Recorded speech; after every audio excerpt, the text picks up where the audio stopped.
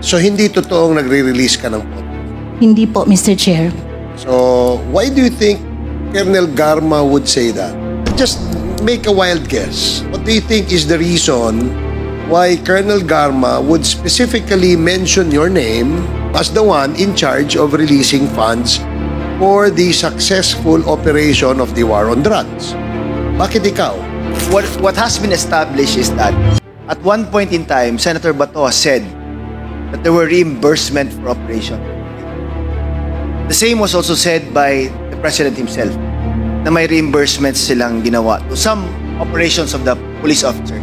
And in both instances, sinasabi nila na it was through you daw, through Muking. Wala po talaga akong funds na ginadispense, Mr. So Chair. you don't give out anything? Never po, Mr. Chair, kasi hindi po talaga ako naging disbursing officer. Just to make it clear, ako ba nakita mo ako? Lumapit ba ako sa'yo?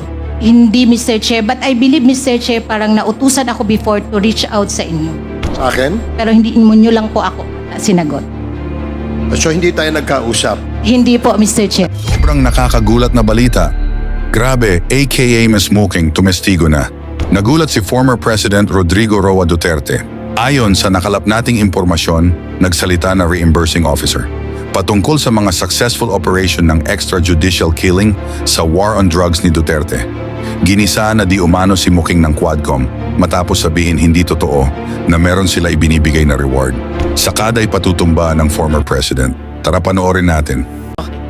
Tama po bang sabihin, Ms. Muking, na kayo po ay labis na pinagtitiwalaan ng Duterte family and given Senator Bongo reason why since 2004 up to the present, ang trabaho po nyo umiikot na kay Senator Bongo sa Duterte.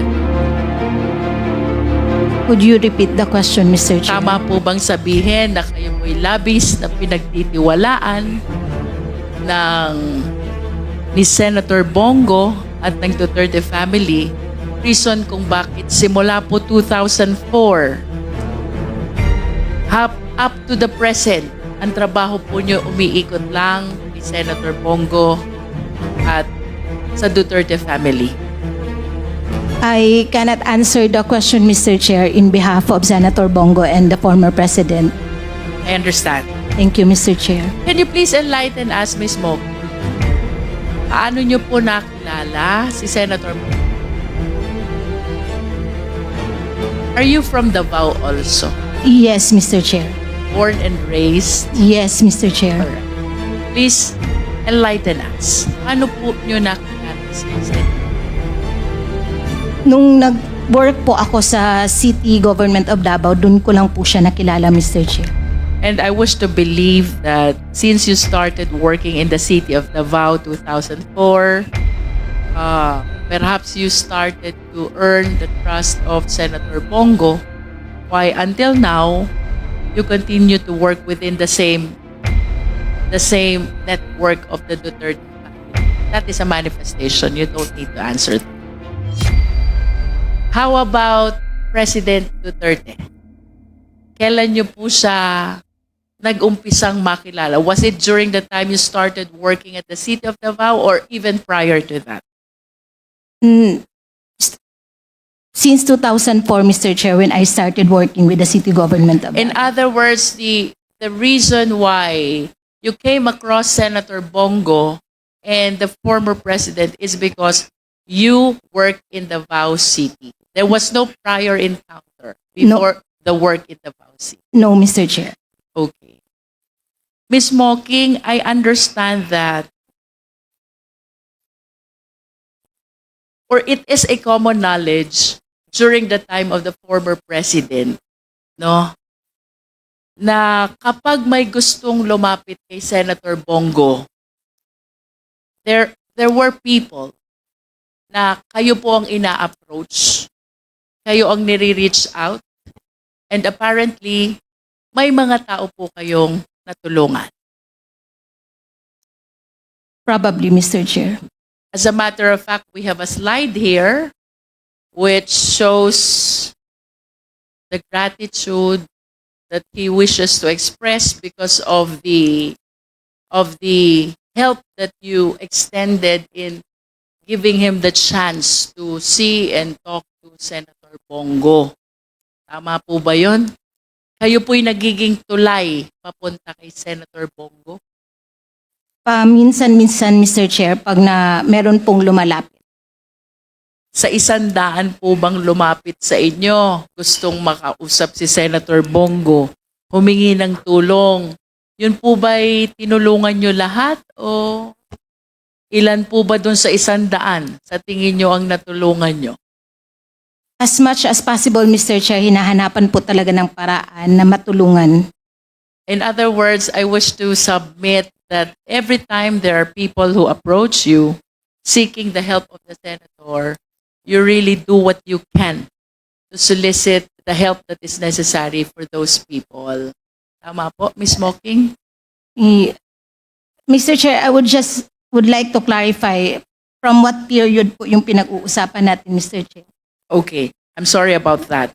I am referring to the time that you are already working in Malacanang. From July 2016 to Yes. September of 2018. Yes. Yes, Mr. Chair. Ginagawa mo lahat para makatulong sa tao. Mostly, Mr. Chair, kasi kami po yung in charge sa mga social services like medical assistance and burial assistance and other services po. There are informations that you worked also as Assistant Secretary to the Secretary of Finance under the Office of Special Assistant to the President. Tama po ba yun? No, Mr. Chair. So what particular job did you undertake under the Office of Senator Bongo? Office of the Special Assistant to the President, Mr. Chair. It has nothing to do with finance. No, Mr. Chair. So you were the Assistant Secretary Yes, Mr. Chair. to the Special Assistant to the President. Tama po? Yes, Mr. Chair. And can you please enlighten us, ano po ba ang trabaho ng isang Assistant Secretary? Under the Office of the Special Assistant to the President, Mr. Chair, mostly our work revolve around administrative matters, clerical works, errands, social services, and mechanical jobs, Mr. Chair. And there are informations also, Ms. Muking, that during this time, kayo po'y nalagay sa secondment. Ano po bang ibig sabihin ng secondment? Secondment, Mr. Chair, is the temporary transfer of position of an employee from one unit to the other, Mr. Chair. And that is while maintaining your job and title under the Special Assistant to the President's Office. Tama po ba yun? Actually, Mr. Chair, my secondment is between the City Government of Davao and the Office of the President. Oh, it's not in Malacanang. No, Mr. Chair. Alright. So ano po yung naging trabaho nyo dun sa City of Davao under the concept of secondment? Mr. Chair, my secondment is with the Office of the President. Office of the President. Yes, from the City Government of Davao to the Office of the President. So, So- it is an agreement between the Office of the President and the City Government of Davao. Wait, with all due respect, ang sabi niyo po kanina, kayo ay nasa ilalim ng Special Assistant to the President's Office. That's Tama right, po Mr. ba? Chair. Opo. And during that time, nalagay po kayo sa secondment? Yes, Mr. Chair. And that secondment pertains to another job under the Office of the President? No, Mr. Chair. It is a secondment between the City Government of Davao and the Office of the President. So my item, Mr. Chair, is with the City Government of Davao. Then I was seconded to the Office of the President. Can you please further elaborate, Ms. Muking, no? Kasi during this time, kayo po ay under ng SAP. Tama po ba? Yes, Mr. Chair, starting September of 2016 Until June of 2022. June of 2022. Ibig sabihin ng item nyo po nasa SAP. No, Mr. Chair, the item is under Office of the President. Under the office of the president. Yes, but the office where I am reporting is with the Office of the Special Assistant to the President. So alin po yung secondment na tinutukoy nyo? The agreement is between the city government of Davao, wherein the Office of the President requested the city government of Davao that I will undergo the secondment. So the Office of the President requested the city government of Davao that I will be admitted to the Office of the President. Is it not that the item is under the OP? Actually, Mr. Chair, if we are talking about the secondment, it is an agreement between the employee and the office and the position where you will be admitted. Yes, but you were saying a while ago, ang item nyo ay nasa OP, ang trabaho nyo ay nasa SAP. Tama po, Mr. Chair. Kasi po pag naka-secondment ka po, Mr. Chair, iiwanan nyo po yung item nyo po sa City Government of Davao. Kasi po may agreement na po si Office of the President and si City Government of Davao na parang hihiramin ka po. So what you wanted to tell us is, even prior to your item under OP, ay may item kayo sa LGU Davao. That's right, Mr. Chair. Ipinahiram kayo sa OP. That's right, Mr. Chair. All right. Is that really possible? Meron pong Mr. civil Chair. service. I Mr. believe Chair. the civil service can Mr. Chair. Mr. Chair, I am yielding to Chairman Ako. Yeah, that's possible under the civil service rules. But I do not know if it is for an extended period. What I can remember is that it is only good for 1 year, renewable. That's right, Mr. Chair. My appointment is being renewed every 2 years. So from pwede- Ang item niya ay sa Davao. Pinahiram siya ng Davao City Government sa Office of the President. Pero may limit yan according to the civil service law. For 2 years. That's right, Mr. Chair. Renewable. So every 2 years po yung renewal, Mr. Chair. Ms. Muking, can you please enlighten us? When there are a lot of items available in Malacanang, why do you have to resort to this secondment that your item is in Davao, that you will be discharging your work under OP? Pwede namang dun po kayo kumuha ng item sa OP. Actually, Mr. Chair, yung secondment kasi is ang position po ang mababago, Not the item. not the item. You will leave your item under the City Government of Davao. So as soon as you assume the position under the receiving agency, so you will now be acquiring the new item that is allotted by the receiving agency. So your parent agency will take hold of your original item. May I check para maklaro po, no? Yes, Congressman Adjong. So, your item, pinahiram ka sa Malacanang kasi this is what happens also in the BARM. So, I'm familiar with secondment. But you does not mean that you altogether left, di ba, your position. That's right, Mr. Chair. Position mo pa rin sa Davao, hiniram ka rin sa Malacanang, but you're not getting salary from your original principal unit, no? Yes, you will not be getting Yes, you'll the not be salary getting the from the salary. parent agency. Exactly. But you are not also vacating the position, your prior position in Davao. Hiniram ka lang doon, tapos depende yun doon sa humiram sa iyo kung i-renew ka niya. Kung hindi ka niya i-renew, babalik ka doon sa Davao. Di ba tama yun? Tama po, Mr. Chair. Ganun. Please proceed, Congresswoman Luis.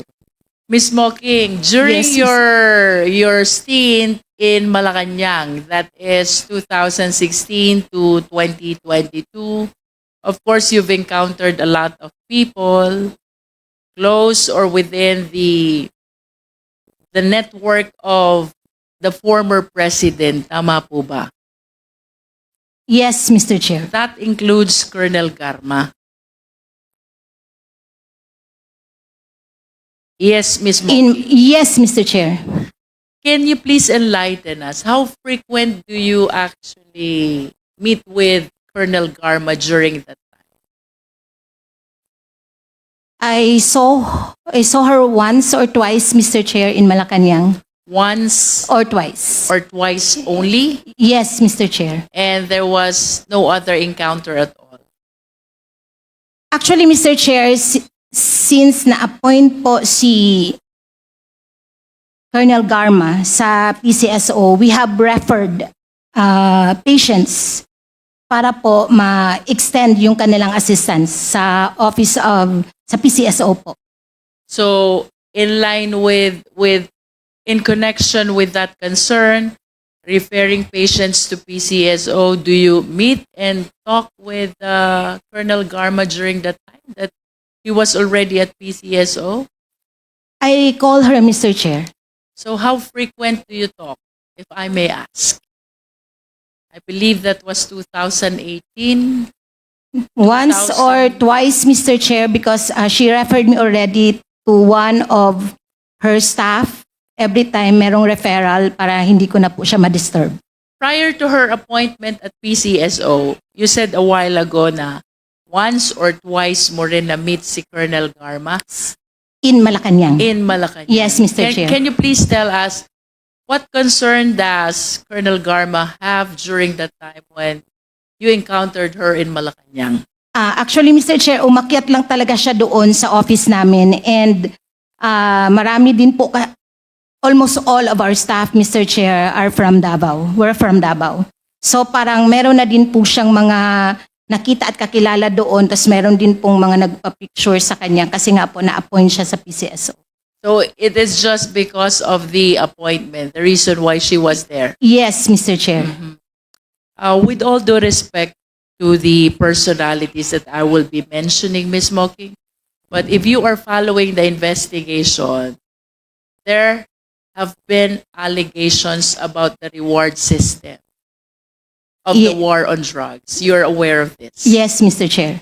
And Senator Bongo is always being implicated every time the reward system is being mentioned. You're also aware of this? Yes, Mr. Chair. Okay. As one of the people who work in Malacanang during the time of FPRRD, can you please enlighten us? Ano po bang nalalaman nyo dito sa reward system at ano po bang nalalaman nyo about the possible connection of Senator Bongo, if there is any? I have no knowledge actually, Mr. Chair, about the reward system that is going on within Malacanang, Mr. Chair. And if you have no knowledge about the reward system of the war on drugs, the more reason that you have no knowledge about Senator Bongo's implication to this reward system. That's right, Mr. Chair. But are you aware that there was public pronouncement already coming from another senator, Senator Bato de la Rosa, confirming that even during the time of the former president as mayor of Davao, namimigay na po ng pera si Senator Bongo. What can you say about this? I have no knowledge of Senator Bongo releasing money po, Mr. Chair. I understand. Just for the information of the committee, Secretary, can we please flash that poster from the social media where Senator Bongo made this comment that even during the time of the former president in Malacanang, namimigay na ng pera si Senator Bongo. Nevertheless, would you know Ms. Muking?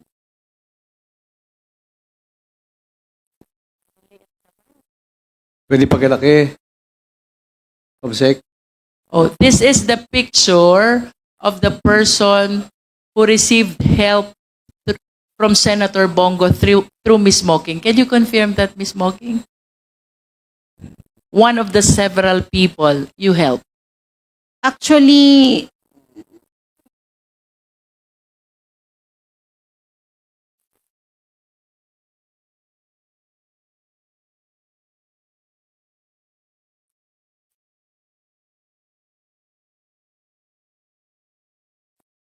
Mr. Chair, this person is one of my relatives.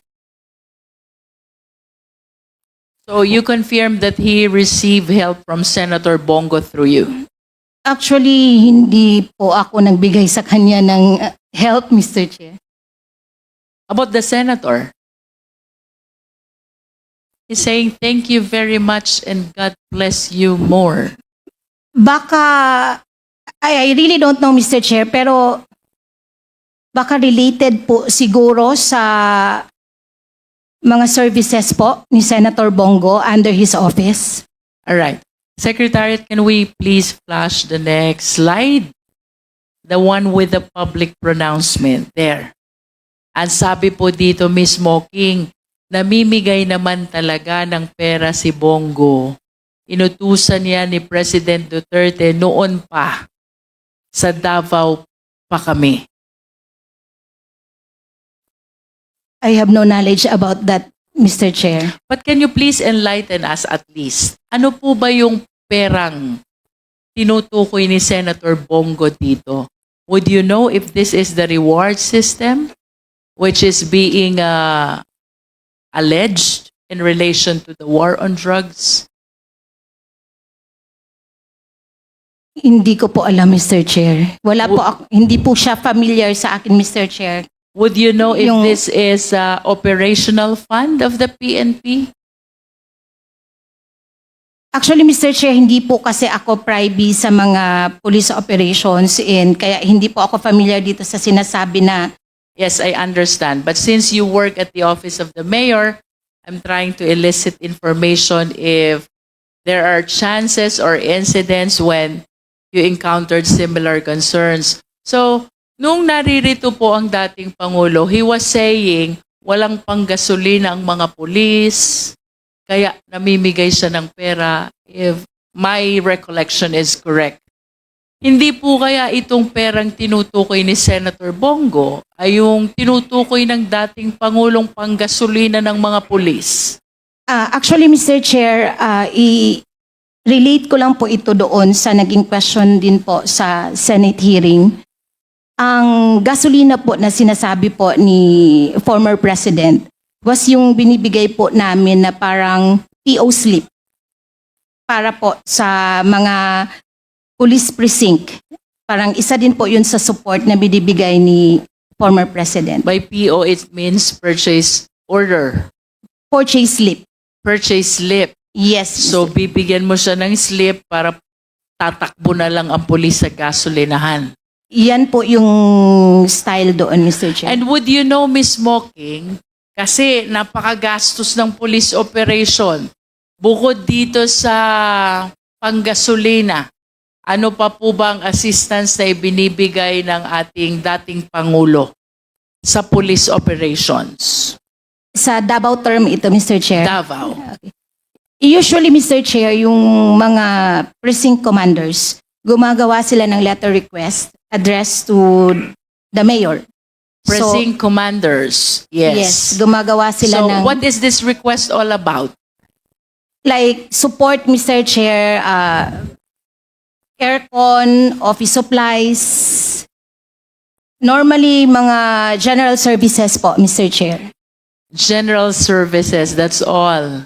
Basically, yun po yung part of our tasking, Mr. Chair, na nag-a-assist po kami sa mga police and other offices po, Mr. Chair. Okay, Ms. Muking, do you know Rizalina Hustol? Yes, Mr. Chair. Who is she? For the enlightenment of the committee. Sa City Government of Davao, Mr. Chair, she was our city accountant. She used to be the chief accountant of Davao City LGU. Tama po? Yes, Mr. Chair. When was this? Ay, nung 2004 po na working na po ako sa City Hall, sa pagkakaalam ko po, city accountant na po si Ma'am Rizalina O Justo. baka nauna pa sa'yo? Yes, I believe. Okay. So, I understand that similar to you, si Ms. Hustol ay nagtrabaho din sa Malacanang. Do you confirm this? Yes, Mr. Chair. Ano pong trabaho niya sa Malacanang and when did she start? I believe na una din po sa akin, Mr. Chair. So parang, July ka na eh. June 30 lang nag-a-assume. actually, Mr. Chair, bali, mas baka magkasabay. Baka magkasabay. July 2016 also. And after some time, Ms. Muking, would you confirm she was appointed as Commission on Audit Chairperson? Yes, Mr. Chair. Can you please tell us when? I do not know, Mr. Chair. I do not know the exact date, Mr. Chair. Can you please at least tell us the year? 2022? I really don't know, Mr. Chair. All right. But at least you confirmed that she was appointed as COA chairperson. Given this facts, Mr. Chair, I wish to manifest that similar to Ms. Muking, Resalina Hostol was able to earn also utmost trust and confidence of the Duterte family, including the people close to the former president. Reason why, from being the chief accountant of Davao, he was even appointed as Executive Secretary for Finance and Administration of OP. Tama ba, Ms. Muking? Yes, Mr. Chair. And ultimately, she was appointed as COA chairperson, which I believe is one of the most, or one of the highest possible positions one can get in the Philippine government. Ano po bang trabaho ng isang chief accountant?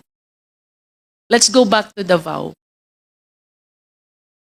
Hindi ko po masyadong alam kung anong specific trabaho po ng city accountant, Mr. Chair. But at least would you confirm, alam po niya lahat ng pumapasok na pera, lahat ng lumalabas na pera? Probably, Mr. Chair. And that includes the confidential fund of the LGU Davao. Probably, Mr. Chair. Ano po bang trabaho ng Executive Secretary for Finance and Administration? I believe, Mr. Chair, is more on finance also, Mr. Chair. So, I am inclined to believe na alam din po niya ang budget ng OP during the time of the former president and even the expenditures of the office of the president. Tama po ba? Probably, Mr. Chair. And of course, you understand the mandate of COA, having worked in the government for so long a time.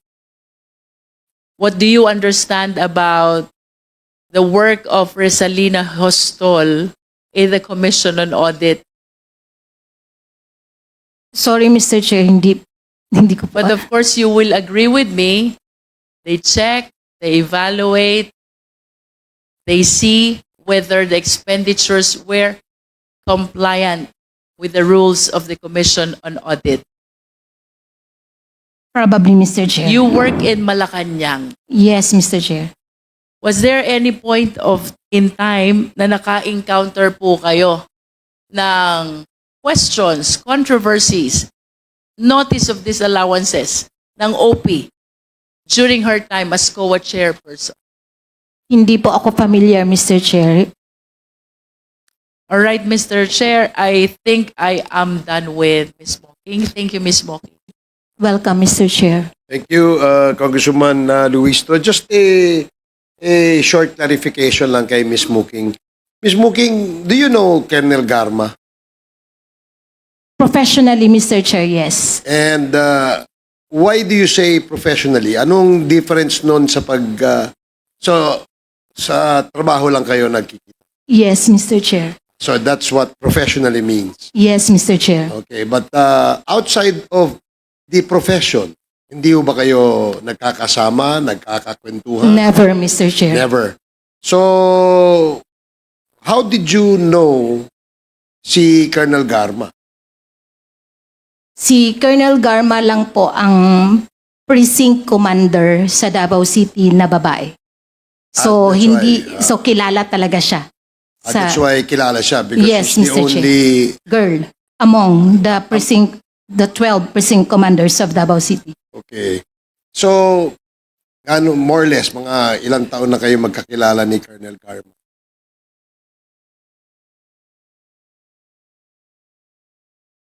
Parang, I don't know kung kailan siya napasok sa Davao City. Pero nakilala ko lang talaga siya, Mr. Chair. Pasensya na po.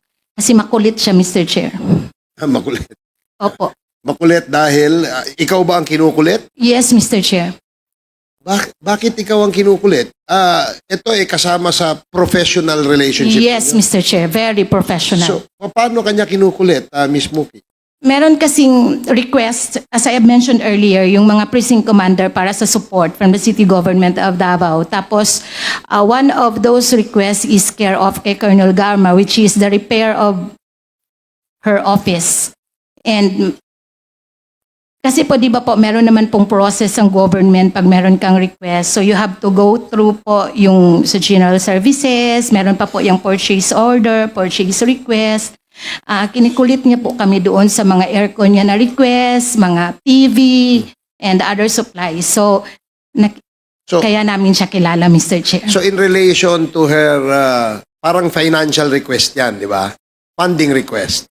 No, not funding, Mr. Chair, but office equipment and office supplies. Yeah, but she requests your office to provide her with funds to purchase No, item. It's an equipment. so yung item No, kayo, no cash, no so funds. kayo bumibili and then you provide them with the items. Pinoprocess po yan ng City General Services. Granting for the sake of argument that it has already been processed, you have the item with you, that is what you provide. That's right, Mr. Chair. That is to answer yung kanyang request. That's right, Mr. So Chair. yun ang kanyang, kaya mo na sabing makulit siya dahil follow-up siya ng follow-up. Hindi po humihinto, Mr. Chair. So hindi humihinto. Yes, Mr. So, Chair. parang, the way I picture it, parang sobrang kulit niya. Tama ba yun? Actually, Mr. Chair, Okay. Now, that is the only request, yung kanyang sa office niya. as far as I can remember, Mr. Chair, yun lang po ang ma-recall ko kay Did Colonel. she ever request from you? At ikaw lang ang kinakausap niya. Actually, Mr. Chair, hindi naman po talaga ako lang. So, Sino pa? Sino pa kaya ang kinakausap? pino-forward ko po yung staff niya sa City General Services Office para makafocus din po ako sa ibang task. Okay. So you seem to have several tasks under the LGU, no? LGU ba yan? Mostly administrative, Mr. Chair. Okay. And who do you report directly? Who is your immediate superior? The Chief of Staff, Mr. Chair. And that is? Actually, from 2004 to 2016, we have several Chief of Staff. Several chief of staff. Yes, every term po. Parang, yes. Okay. So, lahat ba ng police precinct commander, kapag ka merong request, ay sa iyo dumadaan? Actually, Mr. Chair, pinoprocess siya doon sa reception area namin. Tapos, parang part of my task is tagapukpok po ng mga opisina kung saan po sila may request. Okay. Have you read the affidavit submitted by Colonel Garma to the Quad Committee? Yes, Mr. Chair. And doon sa kanyang affidavit, nabanggit niya na your name was implicated doon sa punto na ikaw ang nagre-release ng operational funds. Is that correct? No, Mr. Chair. So hindi totoong nagre-release ka ng pondo. Hindi po, Mr. Chair. So why do you think Colonel Garma would say that?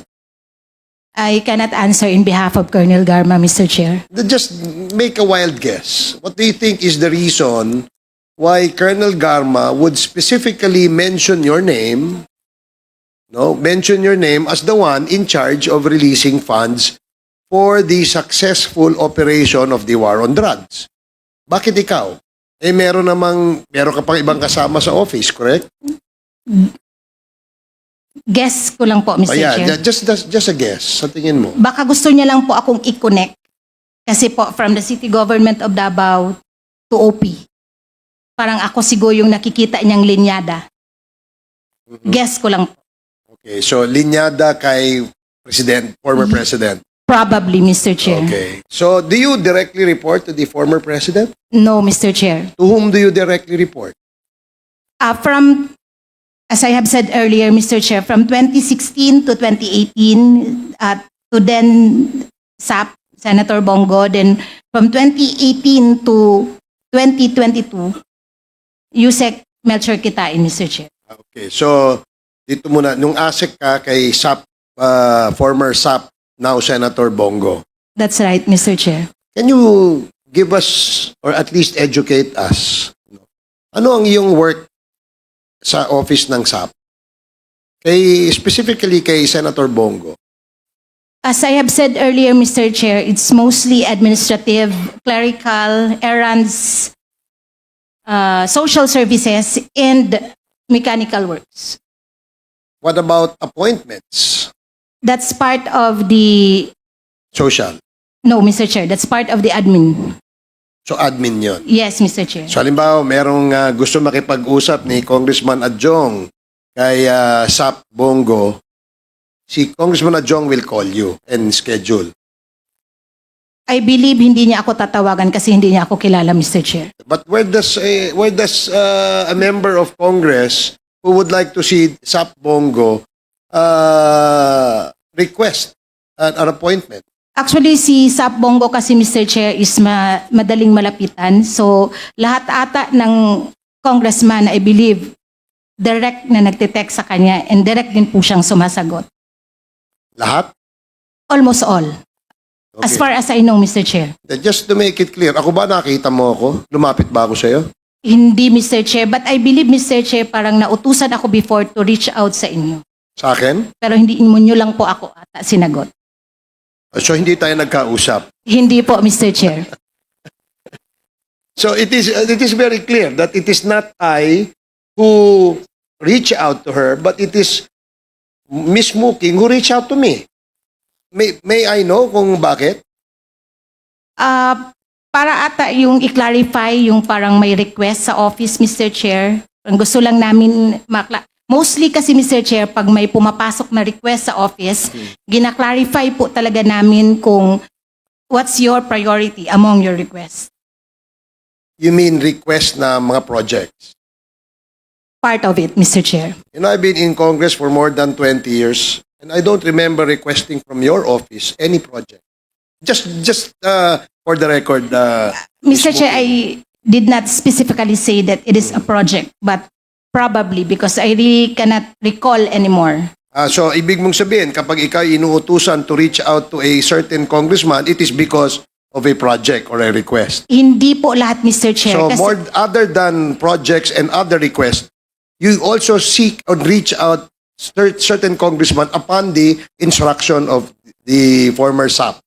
yes, at that time, yung And siya pa yung- normally, what other reasons did the former SAP instruct you to do aside from following up request of certain congressmen?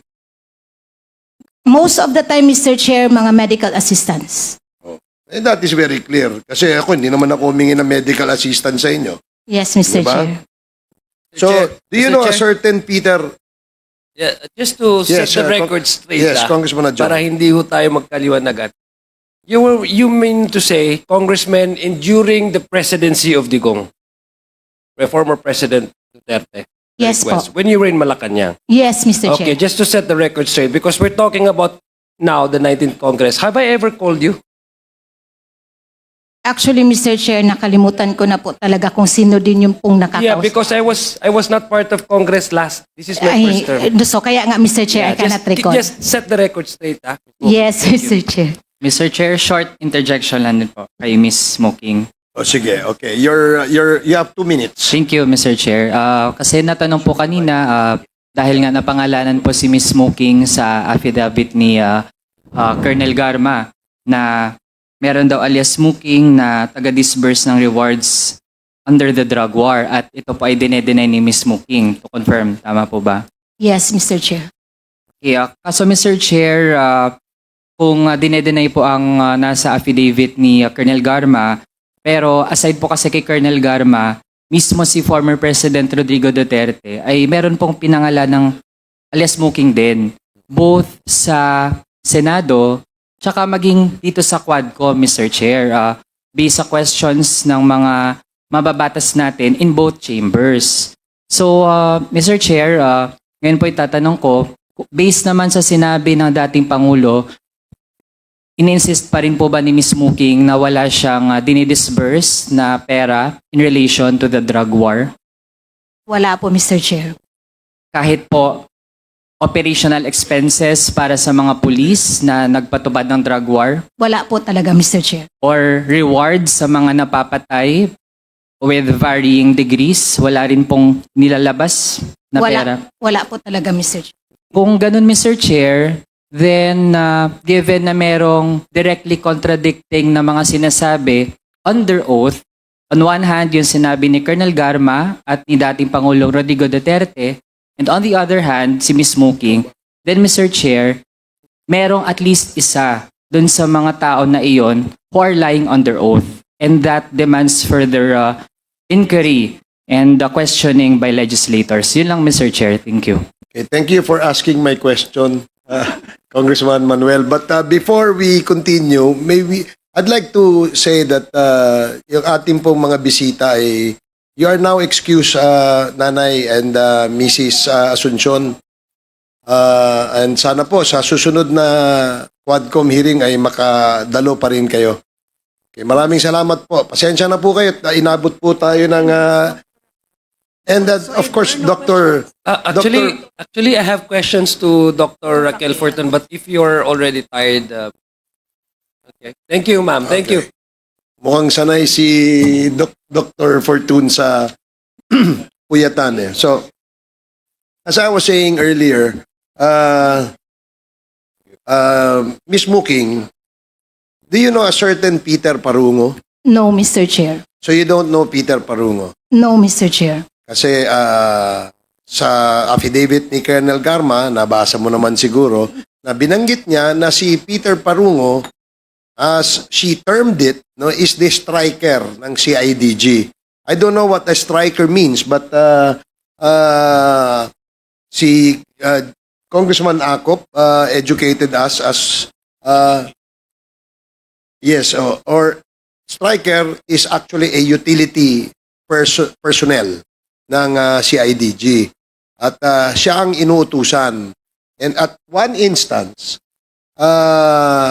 lumapit daw itong si Mr. Peter Parungo kay Colonel Garma at ang sinabi niya ay, Ma'am, masyado na pong malaking pera ang pumapasok sa aking account.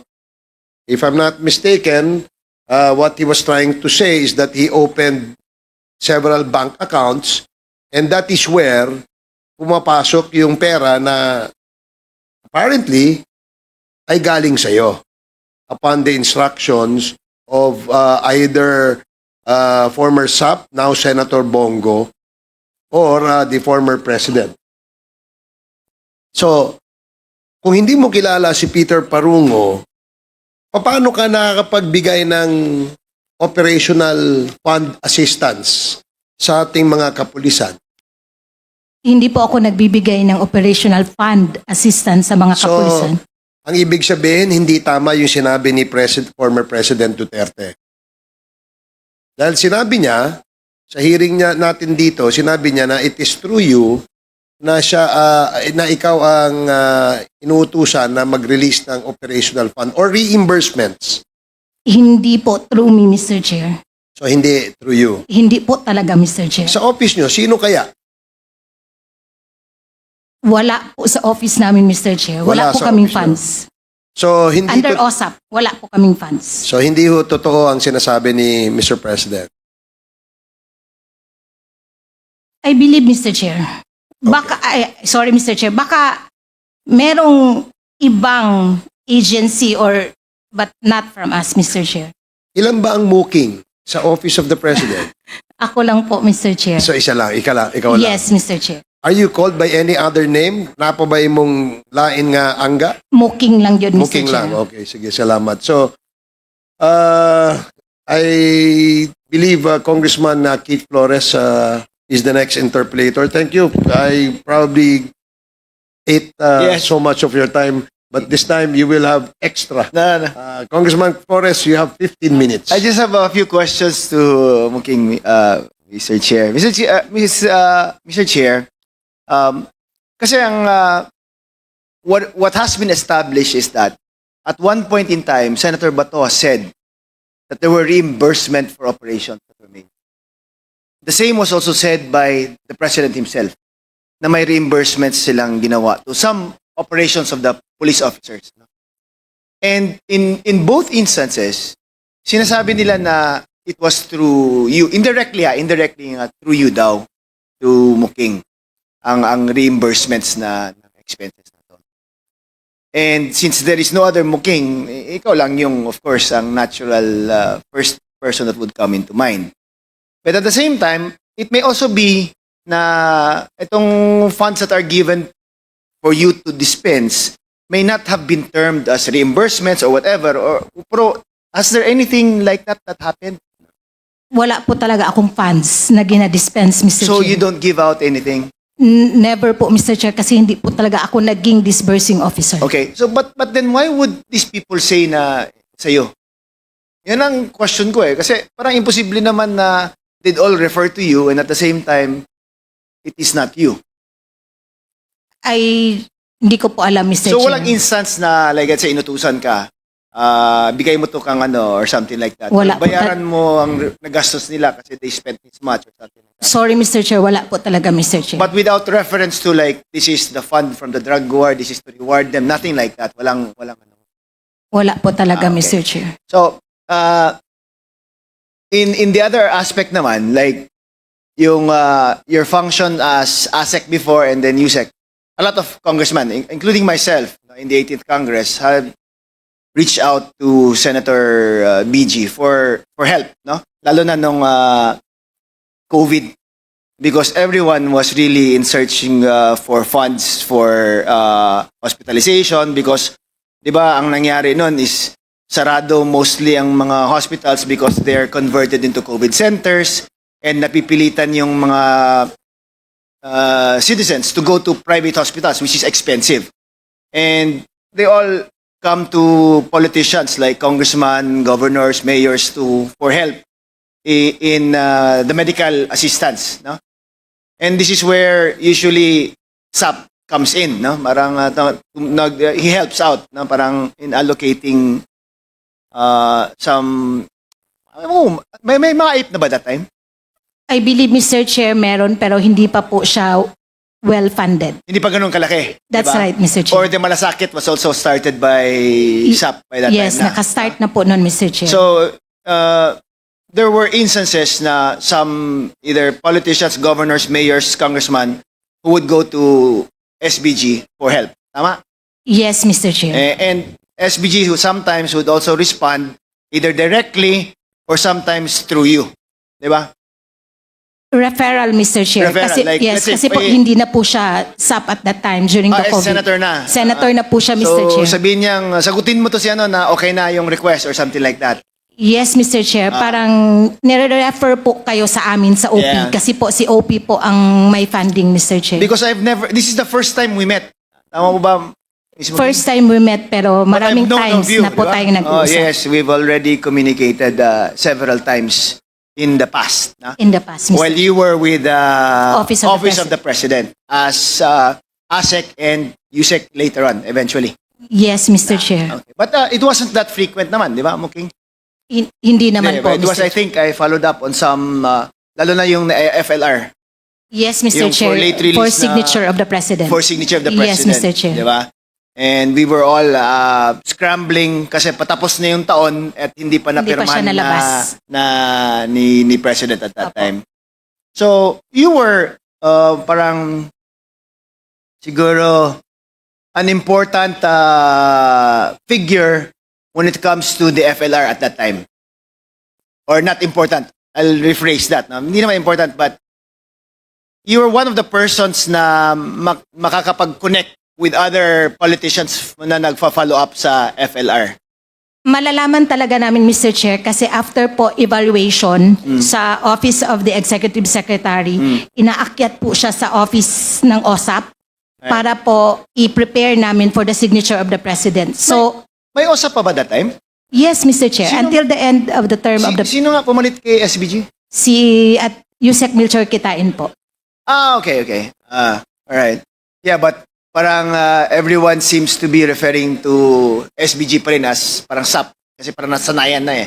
when he was special assistant. And Kasi even he usually refers to us, Mr. Chair. so binabato niya sa inyo. That's right, Mr. Chair. But under kitain na. at the Yes, time. Mr. Chair. Okay, that's why a lot of parang politicians and would have had a chance to have talked to you before or something. Yes, or Mr. communicated with you man lang. Yes, Mr. Chair. Kasi lumalapit sila kay Senator Bong, tapos hindi na din po siya Senator, no? Ang ginagawa ni Senator Ay, hindi Bong... siya SAP. Senator na Ay, siya. hindi na po siya SAP noon. So, binabato sa inyo? Binabato sa amin, kaya tinatawagan po namin yung nagpapatulong po. When you say binabato sa inyo as SAP office, Special Assistant to the President Office. OSAP po, Mr. Chair. OSAP. But under a different secretary na. Yes, Mr. Chair. And that is Melchor Kitain at that time. Yes, Mr. Chair. Okay. Ang ano lang talaga dito, Miss Muking, no, I hope you understand, is the question on why your name was mentioned by the others. Yun lang, even until now, that still remains to be unanswered in my mind, no? Parang even if you gave that explanation, hindi ko lang alam why they would, in one way or another, end up referring to you as the person who supposedly gave the reimbursement. Given the chance, Mr. Chair, gusto ko din pong itanong po yan, Mr. Chair. That would be good. Huh? Ngayon, ikaw bilang Pilipino, ano ang masasabi mo at reaksyon sa balitang ito? Mag-iwan ka ng komento sa ibaba at atin pong babasahin isa-isa.